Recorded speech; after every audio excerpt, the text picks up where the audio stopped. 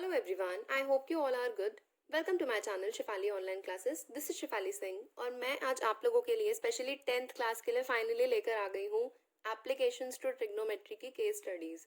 Okay, मुझे काफ़ी subscribers की रिक्वेस्ट आ रही थी कि मैम आप एप्लीकेशंस टू ट्रिग्नोमेट्री पे कुछ वीडियो डाल दीजिए, हमें काफ़ी कन्फ्यूजन हो रही है क्योंकि हम 10th क्लास में फर्स्ट टाइम ट्रिगो पढ़ते हैं. ठीक है, तो मैं आप लोगों के लिए आप लोगों की रिक्वेस्ट पे स्पेशली लेकर आई हूँ एप्लीकेशंस टू ट्रिग्नोमेट्री के कुछ important questions. Okay, the first question is, Rita and Meeta are neighbors. Rita's house is on the top floor of a 10-meter high building. From there, the angle of elevation of the top floor of Meeta's house is 30 degree and the angle of depression on Meeta's house foot is 45 degree. So what will be the height of the Meeta's house? देखिए, question simple है लेकिन इसमें names की वजह से, house की वजह से, बिल्डिंग की वजह से क्वेश्चन आपको थोड़ा सा डिफिकल्ट लग रहा होगा, बट क्वेश्चन एक्चुअली इजी है. सबसे पहले तो रीटा का जो हाउस है वो कहाँ पर है? एक 10 मीटर हाई बिल्डिंग के टॉप फ्लोर पे. तो सबसे पहले आप क्या करेंगे, आप एक बिल्डिंग बनाएंगे. ठीक है, एक बिल्डिंग के लिए आप एक वर्टिकल लाइन लगाइए यहाँ पे जो कि होगी 10 मीटर की. ओके, मैंने सबसे पहले क्या किया, मैंने यहाँ पर एक सिंपल सी लाइन ड्रॉ की वर्टिकली और इसमें दे दिया मैंने यहाँ पे 10 metre. Okay, after that from there, अब कह रहे हैं फ्रॉम देयर. फ्रॉम देयर का क्या मीनिंग है, यहाँ पर ध्यान से सुनिए. फ्रॉम देयर का मतलब यहाँ से, क्योंकि 10 मीटर हाई बिल्डिंग के टॉप फ्लोर पे रहती है रीटा. अब यहाँ से एंगल ऑफ एलिवेशन जा रहा है of the top floor of Mitaj house. ध्यान दीजिए, बच्चे यहीं पे कंफ्यूज होते हैं, वो बोलते हैं कि यहाँ से तो सिर्फ एंगल ऑफ डिप्रेशन बनना चाहिए, एलिवेशन कहाँ जा रहा है. तो ध्यान रखिए, यहाँ पे ये जो रीटा का हाउस है यहाँ पे टॉप फ्लोर पे, यहाँ से जा रहा है एंगल ऑफ एलिवेशन. कहाँ पे जा रहा है एंगल ऑफ एलिवेशन? मीता के हाउस के टॉप फ्लोर पे. ठीक है, मीता का ये पूरा हाउस है, इसके टॉप फ्लोर पे जा रहा है एंगल ऑफ एलिवेशन. कहाँ से? रीटा के हाउस से. और कहाँ से? टॉप फ्लोर से. तो मैंने यहाँ से लेके यहाँ तक ए बनाई है जिसमें मैंने यहाँ पर मार्क कर दिया है 30 डिग्री, क्योंकि उन्होंने ही कहा था कि एंगल ऑफ एलिवेशन 30 डिग्री है. After that angle of depression on Mitaj house foot. तो दैट मीन्स एक तो एंगल ऑफ एलिवेशन बन रहा है रीटा के हाउस से यहाँ तक, और एक बन रहा है एंगल ऑफ डिप्रेशन. कहाँ से? मीटा के, ठीक है, मीता के हाउस के फुट से और रीटा के हाउस के टॉप फ्लोर से. अब यहाँ से लेके यहाँ तक बन रहा है एक एंगल ऑफ डिप्रेशन. तो उसके लिए मैंने एक यहाँ पर इमेजिनरी लाइन ड्रॉ कर दी है विच इज AD. और क्योंकि यहाँ पर एंगल ऑफ डिप्रेशन है तो ये हो जाएगा 45 डिग्री का. अब ये देखिए, ये हो गया 30 डिग्री, ये हो गया 45 डिग्री. ओके, अब आपको करना क्या है, यहाँ पर सिंपल तरीके से जो भी लाइंस हैं उनको आप ज्वाइन कर दीजिए. दैट इज CB को आप ज्वाइन कर दीजिए. ठीक है, AD हम ज्वाइन कर चुके हैं, ये अपने आप ज्वाइन हो जाएगी क्योंकि ऑब्वियसली मीता का हाउस है. अगर रीटा के हाउस से मीटा के हाउस तक एंगल ऑफ एलिवेशन जा रहा है तो दैट मीन्स हमें अगर हाइट नहीं भी पता है मीता के हाउस की, फिर भी हमें इतना तो पता है कि ऑब्वियसली रीटा के हाउस से बड़ा ही है उसका हाउस. ठीक है ना, वो इस वजह से क्योंकि एंगल ऑफ एलिवेशन जा रहा है. अब वो नीचे की साइड तो जा नहीं सकता है क्योंकि फिर तो वो एंगल ऑफ डिप्रेशन हो जाएगा और वहां से आपका क्वेश्चन गलत होने के चांसेस होते हैं. तो क्वेश्चन को ध्यान से पढ़ना है. एंगल, ये एप्लीकेशंस ऑफ ट्रिग्नोमेट्री के जो क्वेश्चंस होते हैं ये आपको ध्यान रखना है कि सबसे पहले आपको क्वेश्चन को, ठीक है, क्वेश्चन को पहले आपको पूरा अच्छे तरीके से रीड करना है विदाउट एनीथिंग, बिना किसी एनालिसिस के. सिर्फ क्वेश्चन को आराम से रीड करिए, उसके बाद आपको क्वेश्चन को ब्रेक करके पढ़ना है. ओके, जैसे मैंने सबसे पहले पढ़ा कि ओके एक 10 मीटर हाई बिल्डिंग है. उसके बाद मैंने क्या पढ़ा कि ओके एंगल ऑफ एलिवेशन कहाँ से कहाँ तक जा रहा है, कितना एंगल ऑफ एलिवेशन है. उसके बाद देखा कि एंगल ऑफ डिप्रेशन कहाँ से कहाँ तक जा रहा है. उसके बाद ये चेक किया कि मुझे क्वेश्चन में फाइंड आउट क्या करना है. तो सबसे पहले आप फिगर बना लेंगे. एप्लीकेशंस टू ट्रिग्नोमेट्री के क्वेश्चन में मेनली होती है फिगर. अगर आपने फिगर अच्छे से ड्रॉ कर ली क्वेश्चन को पढ़ के तो दैट मीन्स आपका क्वेश्चन सॉल्व हो जाएगा, क्योंकि मेन फिगर ही होती है. आपको फिगर को देखकर ही क्वेश्चन सॉल्व करना है. अगर फिगर गलत बना दी तो क्वेश्चन भी गलत सॉल्व होगा. तो ये बात आप ध्यान से सुन लीजिए. ओके, अब करते हैं इस क्वेश्चन को सॉल्व. तो ध्यान रखिए, रीटा का हाउस है और ये मीता का. अब देखिए यहाँ पे हम अगर यहाँ पे CB, सो लेट CB, हमने CB को यहाँ पे लेट कर लिया है X. वो इसलिए क्योंकि मेरे पास इस 10 मीटर के अलावा और कुछ भी लेंथ गिवन नहीं है क्वेश्चन में. तो क्या करेंगे, अगर ये 10 मीटर है, ओके, तो मैंने क्या करा, मैंने यहाँ पर CB को लेट कर लिया है X. So let CB be X units, X metre. Okay, अब इन राइट ट्राइंगल ABC, अब यहाँ देखिए राइट ट्राइंगल ABC में अगर मैं ये कहूँ कि यहाँ पर AD BC के पैरेलल है, ओके, AD अगर BC के पैरेलल है तो यहाँ पर ऑल्टरनेट इंटीरियर एंगल बन रहा है. एंगल 45 अगर यहाँ पर है तो एंगल 45 सेम यहाँ पर बनेगा. Okay, alternate interior angles equal होते हैं जब भी लाइंस पैरेलल होती हैं। अब दूसरी चीज ये है कि अगर ये एंगल 45 यहाँ पर आ गया, सो ट्राइंगल एबीसी जो राइट ट्राइंगल एबीसी है जिसमें राइट एंगल यहाँ पे बन रहा है, उसमें मैं फॉर्मूला क्या लगा सकती हूँ, tan का। कैसे? ध्यान दीजिए कि आपको फाइंड आउट क्या करना है। बच्चे फिगर बनाने के बाद भी कंफ्यूज होते हैं कि क्वेश्चन में करे क्या, तो ध्यान रखिए आपको फाइंड आउट करना क्या है। देखिए, मुझे फाइंड आउट करनी है CE. Okay, CE find out करने के लिए एटलीस्ट मेरे पास कुछ तो हो। मेरे पास कुछ भी नहीं है, यहाँ पर मेरे पास सिर्फ 10 मीटर है। ओके, अब क्या करेंगे, इन right triangle ABC tan 45 degree, tan 45 degree लगाते हैं। tan 45 डिग्री क्यों? क्योंकि यहाँ से इस x की वैल्यू आ सकती है और ये 10 तो है, तो यहाँ पर राइट ट्राइंगल एबीसी में मैं लगा सकती हूँ tan 45 degree. So tan 45 degree क्या होता है, perpendicular upon base equals to, इस ट्राइंगल के अंदर परपेंडिकुलर क्या है, AB, और बेस क्या है, CB। सो मैंने लिखा यहाँ पे AB अपॉन CB। अब क्या करना है, tan 45 की वैल्यू 1। अगर आपको वैल्यूज लर्न करने में प्रॉब्लम होती है तो मैंने एक वीडियो दी थी, ठीक है, उसमें मैंने टेबल्स डिस्कस किए थे सिर्फ और सिर्फ, जिसमें आप वैल्यूज इजी तरीके से लर्न कर सकते हो। अगर आपको वो नहीं पता है कि कैसे लर्न करते हैं, then link is in the description box of that video. आप जरूर जाके देखिए, आपको टेबल याद हो जाएगा। बच्चों को टेबल की वैल्यूज याद नहीं होती है और उसकी वजह से क्वेश्चन गलत हो जाता है, क्योंकि ध्यान रखिए एप्लीकेशंस टू ट्रिग्नोमेट्री में मेनली टेबल ही है, रेशियोज टेबल। अगर आपको रेशियोज टेबल नहीं आता है तो वहां पे आपका क्वेश्चन गलत हो जाएगा। आप tan 45 तो लिखेंगे बट यहाँ पे वैल्यू कुछ और लगा करेंगे, फिर आपका क्वेश्चन गलत हो जाएगा। So tan 45 degree is 1 equals to, perpendicular क्या था, 10 मीटर, और यहाँ पे बेस क्या है, x। So 1 equals to 10 upon x, cross multiply करिए, सीधा सीधा आ गया x की वैल्यू 10 मीटर। ओके, x की वैल्यू आ गई है 10 मीटर। अब यहाँ पर ध्यान से देखिए, अगर ये x है, ओके, ये x है, अगर ये भी 10 आ गया, ये भी 10 आ गया, that means adjacent sides equal है, तो मैं बोल सकती हूँ कि ABCD इज अ स्क्वायर। अगर ABCD स्क्वायर है दैट मीन्स ये 10 मीटर, ठीक है, ये 10 मीटर, CD भी यहाँ पर 10 मीटर हो जाएगा। और अगर ये x है, ठीक है, अगर ये x है CB, so that means AD भी क्या हो जाएगा, 10 मीटर। सो दैट मीन्स ये भी हो गया 10 मीटर। ये भी क्लियर है? ओके, ये क्लियर हो गया होगा आपको, क्योंकि अगर एडजेसेंट साइड्स इक्वल आ जाती है, ऑपोजिट इक्वल होती है, फिर वहां पे सोचने वाली बात है कि क्या करें। एडजेसेंट इक्वल आ गई है, ये देखिए ना, अगर एडजेसेंट साइड्स इक्वल है दैट मीन्स आप इसे एक स्क्वायर की तरह ट्रीट कर सकते हो। तो ये भी हो गया 10 मीटर। अब देखिए, सीई में से आपको एटलीस्ट डीसी तो पता चल गया है कि इतनी वैल्यू क्या है। अब बस कितना हमें सॉल्व करना है, ईडी। अगर ईडी की वैल्यू पता चल जाती है तो हम सीई के लिए ईडी प्लस डीसी कर देंगे और हमारा आंसर सिंपली आ जाएगा। तो उसके लिए हम क्या करें, हम ए डी ई में, ठीक है, ए डी ई में हम लगा देते हैं tan का दोबारा से फॉर्मूला, जो राइट एंगल यहां पर बनेगा। अब यहाँ पे मैं tan क्यों कह रही हूं, फिर से सुन लो, क्योंकि ये एक ट्राइंगल है। अब सिर्फ हम इस ट्राइंगल को कंसिडर करेंगे। ये एक ट्राइंगल है जिसमें एडी की वैल्यू है 10 मीटर, ओके, और डीई मुझे सॉल्व करके निकालनी है, फाइंड आउट करनी है। सो ऑब्वियसली परपेंडिकुलर है, ये बेस है, perpendicular on upon base is tan। So tan 30 degree. अब हम यहाँ पे फॉर्मूला लगाने वाले हैं, ओके। सो देखते हैं फॉर्मूला। सी, यहाँ पे मैंने लिख दिया that taking ABCD as a square, so AD equals to x equals to 10 metre, AD equals to 10 metre in right triangle ADE। tan का फॉर्मूला लगाएंगे, tan 30 degree equals to P upon B which is ED upon AD। अब simply क्या करना है, मुझे answer निकालना है। तो tan 30 डिग्री क्या होता है, 1 अपॉन √3। ED क्या है, ED की वैल्यू तो निकालनी है। AD क्या था, AD था 10, तो यहाँ पर हो गया ED इक्वल्स टू 10 अपॉन √3। अब मेरे पास ED भी आ गई है, ठीक है, और साथ में CD तो मेरे पास पहले से ही थी 10। अब सिंपल हाइट निकाल लेते हैं मीता हाउस की, तो ये क्या आ गया, CE equals to ED plus CD which is 10 upon √3 plus 10। अब स्टूडेंट्स क्या करते हैं, क्वेश्चन को यहीं पे छोड़ के आ जाते हैं, या फिर हद से हद क्या करेंगे, इसे रैशनलाइज कर आएंगे, लेकिन √3 की वैल्यू पुट नहीं करते हैं। So let me clear this. √3 की वैल्यू पुट करके आना। √3 की वैल्यू क्या होती है, √3 की वैल्यू होती है 1.732। तो 1.732 आप वैल्यू पुट करके आएंगे, आप पूरा डेसिमल में आंसर निकाल कर आएंगे। अगर आप डेसिमल में आंसर नहीं निकाल कर आएंगे तो वहां पे आपके हाफ मार्क कट होने के चांसेस होते हैं। सो इतनी मेहनत करने के बाद अगर हाफ मार्क यहाँ पे आके डिडक्ट करवा रहे हो तब तो बहुत ही गलत है ना।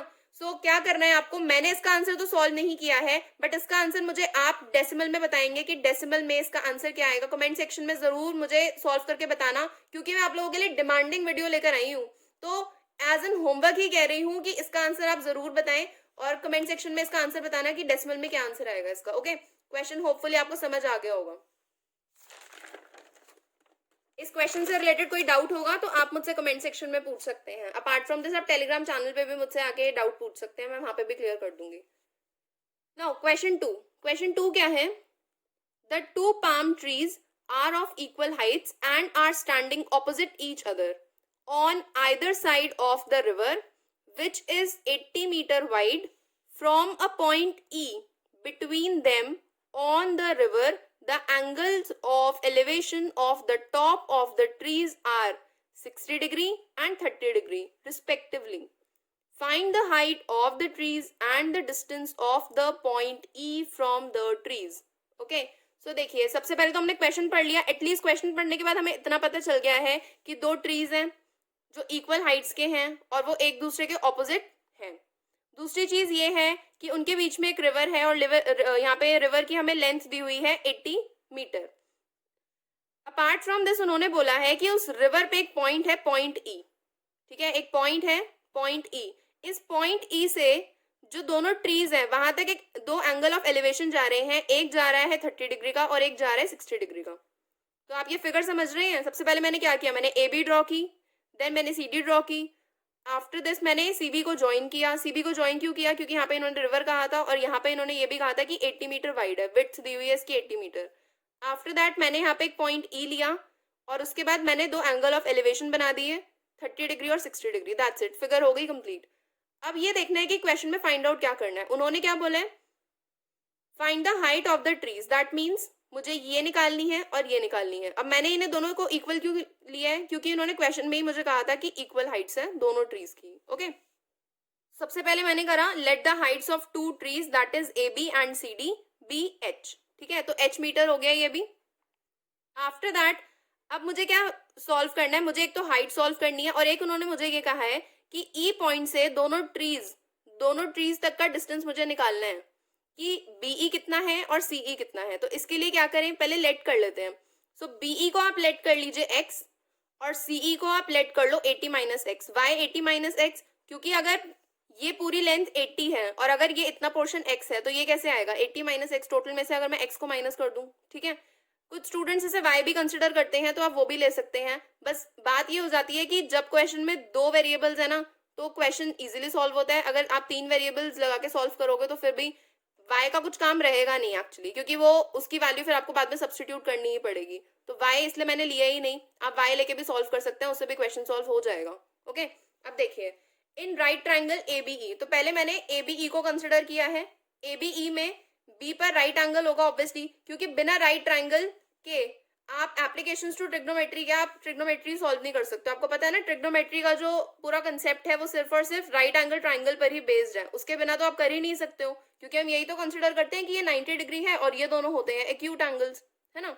अब in right triangle ABE h upon x, आप इसमें हाइपोटेन्यूज कंसिडर करेंगे ही नहीं। बच्चे यहाँ पे हाइपोटेन्यूज कंसिडर करते हैं। आप मुझे ये बताइए क्या ये निकालनी है क्वेश्चन, क्योंकि मुझसे पूछा जाता है कि आपने AE क्यों नहीं सॉल्व किया। अरे AE निकालना होगा तभी तो सॉल्व करूंगी ना। तो यहाँ पे h upon x, so tan 30 degree will be h upon x. So यहाँ पर हो गया परपेंडिकुलर अपॉन बेस। यहाँ पे मैंने इनकी वैल्यू भी लगा दी AB अपॉन BE। अब स्टूडेंट्स को यहाँ पे ये भी प्रॉब्लम होती है कि मैम इतना कुछ लिखना पड़ेगा क्या? ऑब्वियसली लिखना पड़ेगा, क्योंकि ज्योमेट्री ट्रिग्नोमेट्री है एक तरीके से। Okay, so tan 30 degree 1 upon √3 equals to h upon x. अब यहाँ पर मैं इजीली वैल्यू निकाल सकती हूँ। आप चाहे तो आप h की वैल्यू भी निकाल सकते हो, x की वैल्यू भी निकाल सकते हो। मैंने यहाँ पे वैल्यू निकाली है x की, तो x की वैल्यू आ गई है h√3। ओके, अब ये आप इसको लेट कर लो, 1 ले लो 2 ले लो, मतलब इसको आप एक जगह पे बस सेव कर दो। अब इन राइट ट्राइंगल DEC एक बार देख लेते हैं कि DEC ट्राइंगल कैसा था। तो ट्राइंगल DEC या फिर DCE आप बोलो, DCE, ठीक है, हम क्योंकि राइट एंगल को बीच में लेते हैं। सो DCE में अगर आप देखो तो इसमें भी सेम ही है। h अपॉन इसमें हो जाएगा 80 अपॉन एक्स। ध्यान रखो क्योंकि इसमें बेस है 80 माइनस एक्स। ठीक है, so h upon 80 minus x equals to tan 60 degree. Okay, so देखिए यहाँ पे मैंने फॉर्मूला लगाया tan 60 degree equals to P upon B which is DC upon EC। tan 60 is √3 equals to h upon 80 minus x। अब यहाँ पर cross multiply करिए, cross multiply करके सिंपल सा आंसर निकाल लीजिए। मैंने यहाँ पर क्योंकि x की वैल्यू निकाली थी तो मैंने पूरे क्वेश्चन में क्या किया है, यहाँ पे x की वैल्यू को सब्स्टिट्यूट कर दिया h√3 से। सिंपली आप आंसर सॉल्व करेंगे, आपका आंसर आ जाएगा h इक्वल्स टू 20√3। ओके, अब h की वैल्यू आ गई ना 20√3, बट मैंने यहाँ पे √3 की वैल्यू पुट नहीं की है। इसका आंसर भी मुझे आप कमेंट सेक्शन में बताना है कि सेकंड क्वेश्चन में हाइट कितनी आई है ट्रीज की। आफ्टर दैट अगर आपको x की वैल्यू निकालनी है तो x की वैल्यू कैसे फाइंड आउट कर सकते हैं, यहाँ पर x की वैल्यू निकालने के लिए h की वैल्यू को 20√3 रख दीजिए। तो मैंने यहाँ पे 20√3 इंटू √3 रखा तो x की वैल्यू आ गई है 60 मीटर। अब ध्यान रखो मैंने x और 80 माइनस एक्स दो कंसिडर किए थे, है ना। तो यहाँ पर देखिए दोनों का डिस्टेंस निकालना है। बच्चे क्या करते हैं यहाँ पे सिर्फ और सिर्फ x की वैल्यू निकालेंगे, h की वैल्यू निकालेंगे, हो गया क्वेश्चन। फिर सोचते हैं कि आंसर गलत क्यों आ रहा है हमारा, हमने क्या ऐसा सॉल्व नहीं किया जिससे हमारे मार्क्स कट हो गए हैं। तो ये आपने सॉल्व नहीं किया होगा। तो ध्यान रखो आपको दोनों यहाँ से डिस्टेंस निकालने थे। आपने x कितना निकाला है 60, तो ये कितना आ जाएगा 20 मीटर, और h तो आ गई है 20√3, लेकिन आप मुझे आंसर बता रहे हैं कमेंट सेक्शन में। ओके, होपफुली ये क्वेश्चन भी आपको क्लियर हो गया होगा। और थर्ड क्वेश्चन है हमारा इंपॉर्टेंट क्वेश्चन, वो इसलिए क्योंकि इसमें हमें वैल्यू ना निकाल कर हमें प्रूव करना है। ठीक है, तो ट्रिगो के क्वेश्चन जो एप्लीकेशन टू ट्रिग्नोमेट्री होते हैं उसमें भी प्रूव करने के लिए क्वेश्चन आते हैं। तो देखते हैं क्वेश्चन क्या है। देखिए, a ladder rests against a wall at an angle alpha to the horizontal. Okay, when its foot is pulled away from the wall through a distance a, it slides a distance b down the wall and makes an angle beta with the horizontal. Show that a upon b equals to cos alpha minus cos beta upon sin beta minus sin alpha.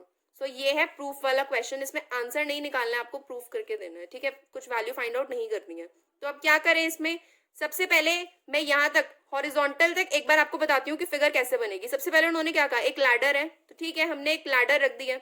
अब बच्चे क्या बोलते हैं, बच्चे बोलते हैं कि ये लैडर है। अरे ये लैडर कैसे हो सकती है, ऐसे कौन सी लैडर खड़ी होती है, लैडर तो इंक्लाइंड वे में खड़ी होती है ना यहाँ पे। ठीक है, तो इंक्लाइंड वे में हम प्लेस करते हैं उसे। तो वॉल ये है, ठीक है, दिस इज द वॉल, और लैडर है ये, दिस इज द लैडर। अब यहाँ पर ध्यान रखो, सबसे पहले तो आप बनाओगे सिर्फ BEC। ओके, सबसे पहले आप बनाओगे BEC। उसके बाद उन्होंने क्या कहा कि जब लैडर सिंपली वॉल के साथ खड़ी थी तो उस केस में यहाँ पर अल्फा एंगल बन रहा था।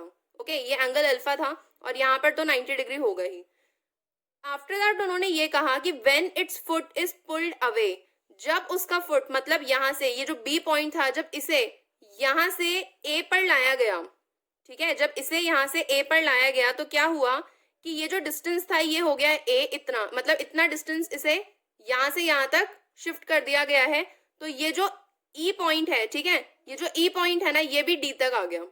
जब ये E पॉइंट D तक आया तो इसने कितना डिस्टेंस कवर किया, B।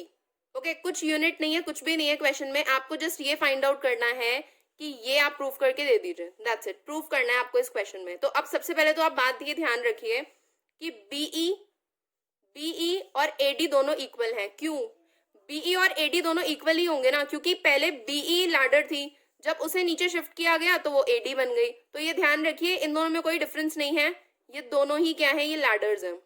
ओके, और ये क्या है, ये वॉल है पूरी, यहाँ से यहाँ तक ये पूरी वॉल है। इतनी बात क्लियर हो गई है। अब देखिए, let the length of the ladder be x units. Okay, तो मैंने क्या किया, मैंने लैडर की लेंथ को x ले लिया है क्योंकि आगे यूज होगा। अब सबसे पहले क्या करते हैं, यहाँ पर ACD में हम फॉर्मूला लगाएंगे। ओके, सो ACD, सबसे पहले ACD, ये वाले ट्राइंगल पे ध्यान दीजिए, ACD पे, ACD में लगाएंगे हम फॉर्मूला। तो इसमें क्या आएगा, sine beta equals to perpendicular upon hypotenuse. अब यहाँ पे हम परपेंडिकुलर क्यों लगा रहे हैं, क्योंकि मुझे लैडर को कंसिडर करना है ना। अब मैं कुछ और कंसिडर नहीं कर सकती हूँ, तो इस केस में sine beta equals to perpendicular upon hypotenuse equals to DC upon AD। ध्यान रखिए, इसमें परपेंडिकुलर क्या है, DC, और हाइपोटेन्यूज क्या है यहाँ पे, AD। तो यहाँ पे आप वैल्यू पुट करेंगे तो क्या आएगा, sine beta equals to DC का तो DC रह जाएगा, हमें कुछ वैल्यू पता ही नहीं है DC की, लेकिन AD की वैल्यू तो एटलीस्ट हमें पता है ना, क्योंकि वो लैडर है। तो लैडर की वैल्यू क्या है यहाँ पे, x, हमने अभी अभी लेट की थी। आफ्टर दैट सेम ट्राइंगल में हम लगाएंगे कॉस बीटा का formula. So cos beta equals to base upon hypotenuse. ठीक है, बेस अपॉन हाइपोटेन्यूज। तो अब बेस क्या है, बेस इतना होगा, ठीक है, बेस कितना है यहां से लेकर यहां तक। अब अगर मैं ये ले रही हूं AC, तो अगर AC बेस है तो क्या होगा, ये इतनी A है और प्लस BC। अब यहाँ पे आप AC की वैल्यू ना पुट करके A प्लस BC लिखोगे, ठीक है, क्योंकि आगे वो क्वेश्चन में आपको हेल्प मिल जाएगी उससे।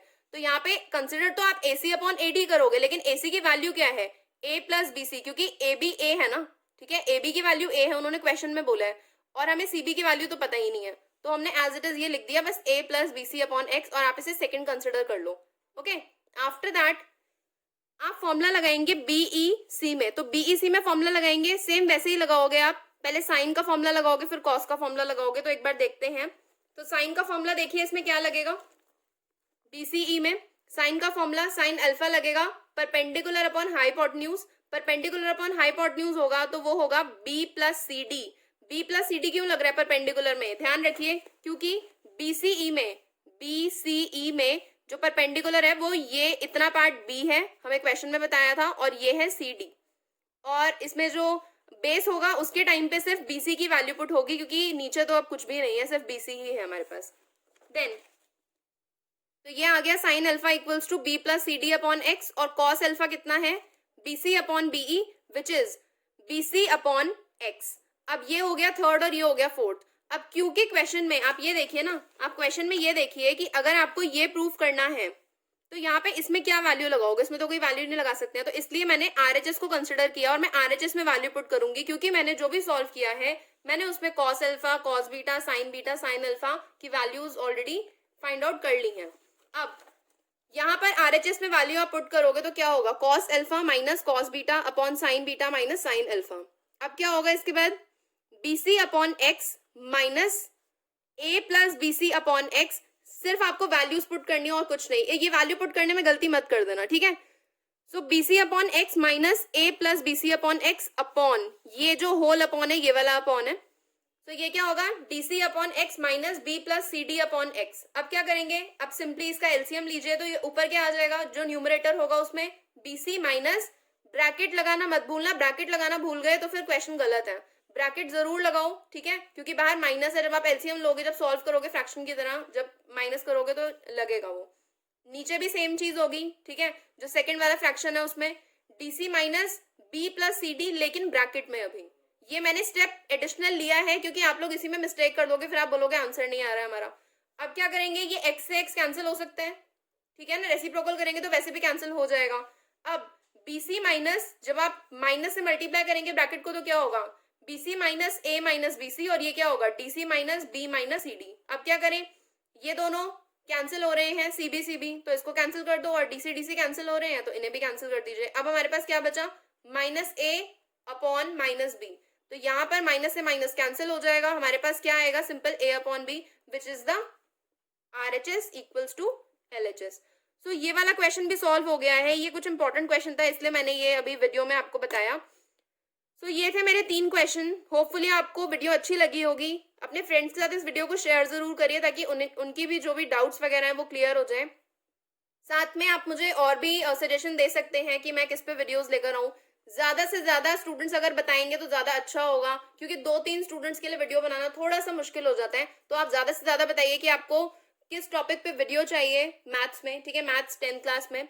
अपार्ट फ्रॉम दिस आप प्रैक्टिस करते रहिए, हम मिलेंगे नेक्स्ट वीडियो में। तब तक के लिए stay motivated, stay safe. Channel को सब्सक्राइब नहीं किया तो सब्सक्राइब करके बेल बटन प्रेस कर दीजिए, एंड बाय।